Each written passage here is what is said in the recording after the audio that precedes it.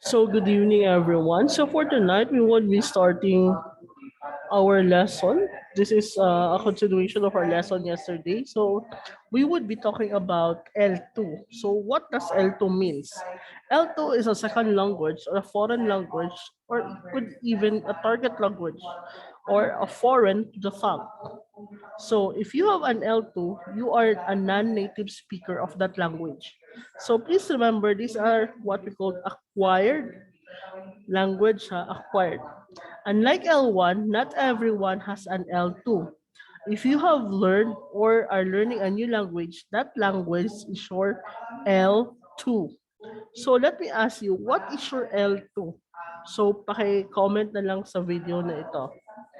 So how does L2 learn?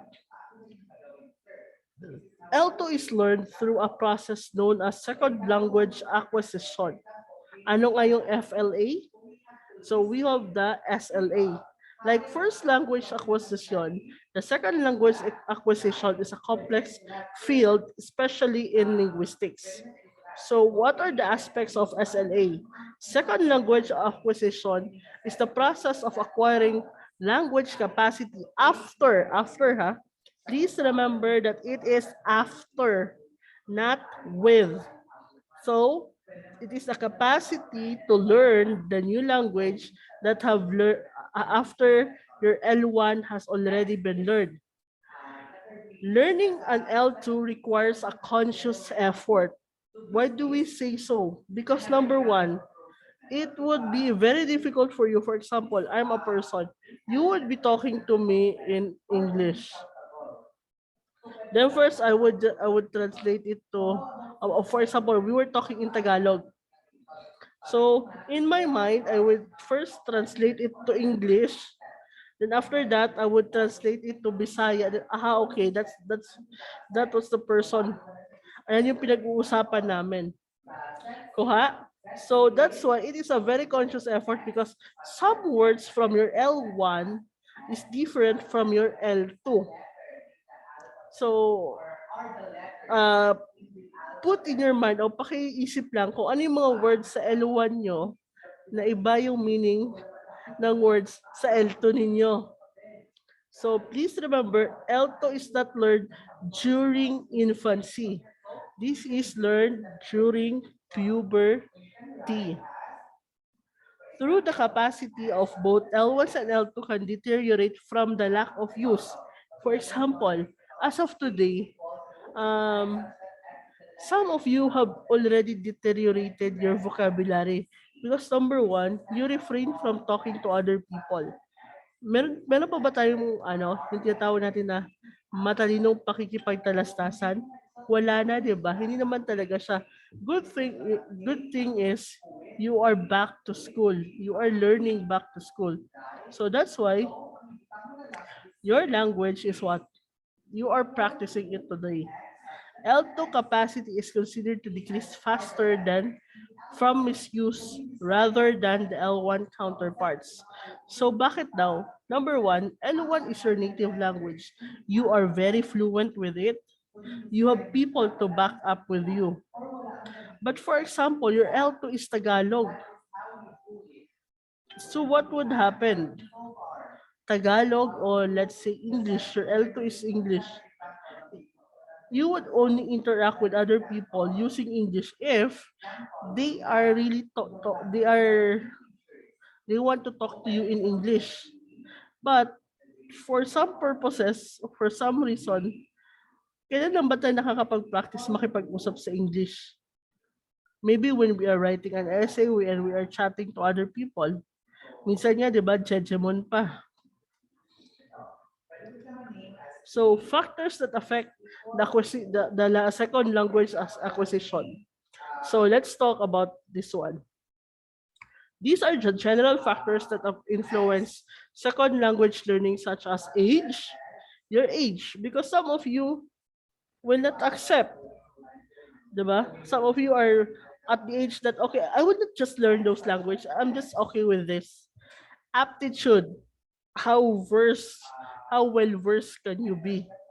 Your intelligence, the brain capacity, cognitive style, attitudes, motivation, and your personality. For example, there are some people that I would learn this language because I think it would be very good for me. But some of you would just say na, ayoko matuto ng ibang language kasi problema na nila yan. It's their choice if they don't want to speak with me. I'm okay with them not speaking to me. Diba? So, it depends on your personality. So let's talk about motivation. Motivation is the one of the most important factors in second language acquisition according to Richard's 1985. He believes that motivation is the factor that determines a person's desire to do something. It is obvious that learners who want to learn are most likely to achieve more than those who are not. So, for example, in your part, some of you are going to school at the very late age. Some of you are getting this education as a second courser. So that alone what motivates you? What takes you to take this course? So, katulad din siya sa language, what motivates you to learn English? What motivates you to learn K-pop or even to dance? What motivates you to do something? Because if you are motivated, you tend to do lot or you tend to do more. So there are different types of motivation. So let's talk first about integrative motivation. A learner studies language because he is interested in the people and culture of the targeted language in order to communicate with people of another culture who speak about it. So this is very much rampant in our society today because you know the K-pop generation. Most of you are fan of the K-pop. Maybe BTS. It's not just it's popular, but because you want to understand what they are talking about. You just don't want to rely on the subtitles on the movies or on the videos, but you also want to talk their language. You want to be able to communicate with people from those country because in your own idea, I think Koreans are more likable, diba?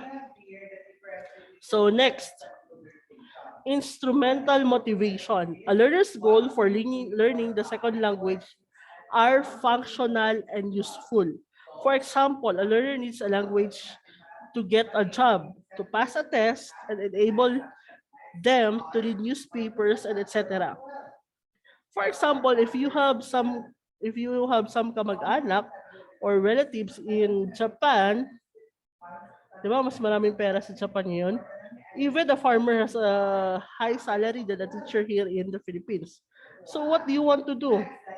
In order for you to become qualified and to pass the NC2 in Japan, in order for you to have a work in Japan, you want to learn the language. And also, as future educators, you want to speak English because some of you have already known that you have friends from 51 Talk. I know you have already known or learned about 51 Talk, diba? They do not just, people there do not talk in English perfectly, but they have conversational English. So that's why you study those language. Or for example, you want to go to Thailand, which has mas malaking sweldo doon. So, it's your motivation. It's an instrumental motivation because you want to get something. So please remember that motivation can also be distinguished intrinsically and extrinsically. Intrinsic motivation are activities that there is no apparent reward except that the activity itself. So, intrinsically, just for that activity alone, just for learning the language, you find rewards on that. Intrinsic motivated behaviors are aim of bringing out a certain internally rewarding experiences, namely feeling of competence and self-determination. For example, if you would learn that language, you would feel, oh my god, I'm so good, I'm so great. You would say to yourself, okay, tap on the back, because I've learned this language, I'm very good with this. And if you get that sense of gratification after learning that language. Next is extrinsically motivated behaviors that would expect rewards, for example, money, a praise, or a positive feedback. It is according to Maslow 1970, and other researchers claim that intrinsic motivation leads to greater success in learning, especially in the long run. This is extrinsic, typo lang yan siya.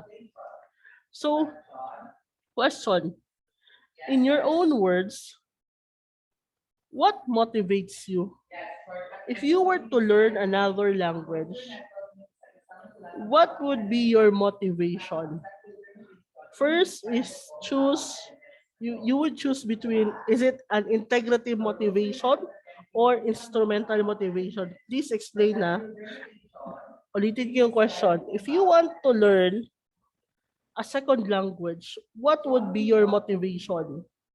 Is it integrative motivation or instrumental motivation? Next,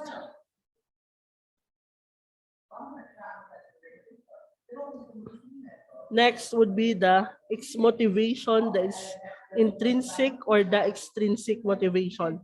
So please choose one between the two categories. Ang una is instrumental, and between instrumental integrative. The number two is between extrinsic and intrinsic. So you should provide some examples. That will be a 100 points essay. So I will just put a link in this video, then you could write your answer on that essay. So for example, the essay would be like this. There would be an introduction, then there would be discussion. So bali ang discussion would be one paragraph per discussion. Then you have your concluding paragraph. So that's all. Thank you.